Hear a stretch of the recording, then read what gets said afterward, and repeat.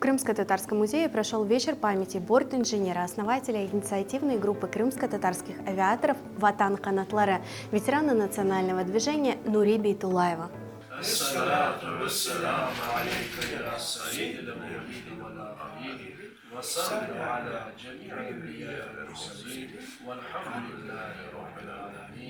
Нури Бейтулаев с детства мечтал о небе.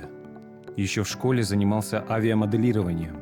Окончил Киевский авиационный институт по специальности борт-инженер. Работал на узбекских авиалиниях, а затем в авиакомпании «Крым». Нури Бейге bağışlanған тедбірге біз хатırladık nasıl odan 30 yaşında olmağanda bütün Kırım Tatarlarının uçucularını cedvelini çizip böyle bir hayal buna peyda oldu. Kırım Tatarlarını toplamaya Kırım'da. Bunda kelgen son meslektaşlarıyla beraber Nuri Bey esasladılar böyle bir teşkilat adı edi Vatan kanatları.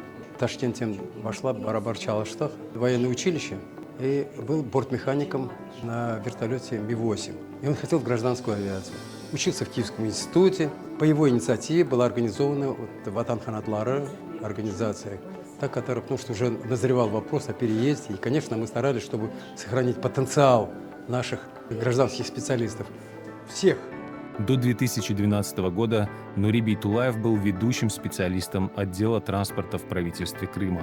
И один из главных вопросов, который он сразу поставил, это увековечивание памяти Амедхана Султана. И он был фактически главный инициатор и организатор этих вопросов по наименованию площади Амедхана Султана в городе Симферополе, по установлению бюста, по наименованию платформы Амедхана Султана в городе Саки, вопрос по наименованию аэропорта. Нури Бейтулаева не стало 5 лет назад. Дело его жизни продолжают оба его сына. Bugün toplandı. Bunda en yakınları, iş boyunca aviatsiya xodimlari, soy-soplarimiz. Men pek memnunum. Onlar kelip kol tutkanız için. Pek gururlanam. 11 arkadaşı Nuri Beytulayev'in olğanı için. Ve gururlanam.